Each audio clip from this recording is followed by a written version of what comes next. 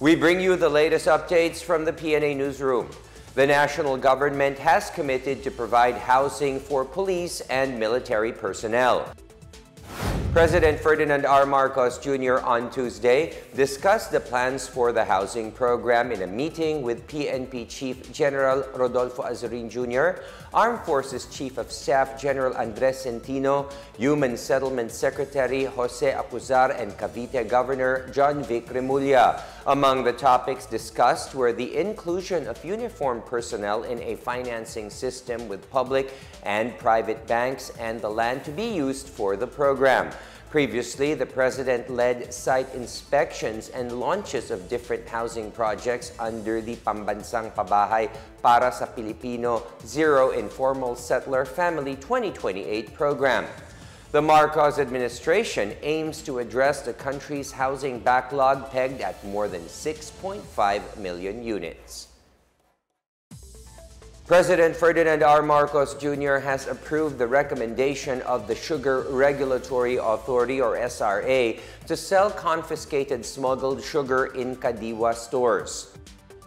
Malacanang said giving away the smuggled sugar could cause an artificial drop in prices that may affect small sugar farmers. The Presidential Communications Office said the smuggled sugar will be sold at 70 pesos per kilo in Kadiwa stores. Marcos also directed the Department of Agriculture and SRA to coordinate with other agencies and ensure that the sugar complies with international safety and quality standards. Sugar is currently priced at around 86 to 110 pesos based on the DA's latest price monitoring report. The Kadiwa Center aims to provide the public with more affordable basic goods. Earlier, at least 8,000 tons of sugar were confiscated in Batangas, while around 4,000 tons of sugar were seized in Subic. The SRA said the smuggled sugar can be sold at Kadiwa outlets.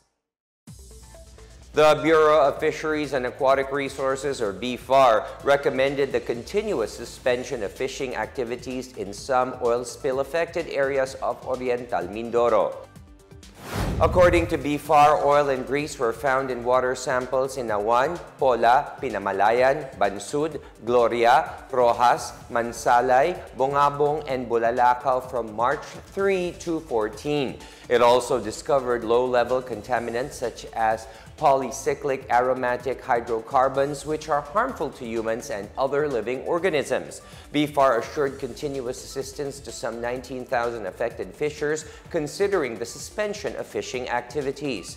It set aside 6.4 million pesos as an initial budget for livelihood and relief assistance. BFAR is also preparing a budget for rehabilitation programs. On February 28, the MT Princess Empress sank off the coast of Nauhan Town, causing the oil it is carrying to leak into the waters of Oriental Mindoro and its neighboring provinces. The bill allowing married women to keep their maiden surname received final approval from the House of Representatives.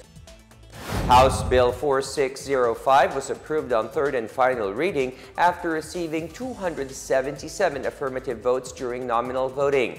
The proposed bill is an amendment to the current version of Republic Act No. 386, which provides married women with 3 surname options. According to the current version of the law, a married woman may use her maiden first and surname as well as her husband's surname.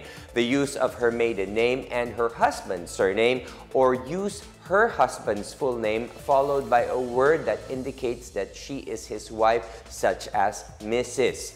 The measure adds a 4th option to keep the maiden first name and surname.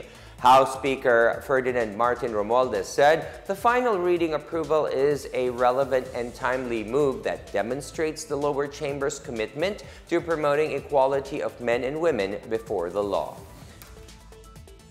And that is the latest and the biggest stories from the Pna Newsroom. For more news content, visit our webpage or head on to the Philippine News Agency's Facebook and Twitter accounts.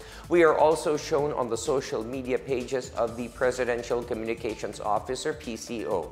Stay tuned for more news updates. I am William Theo. We tell stories that inspire change. Good day, everyone.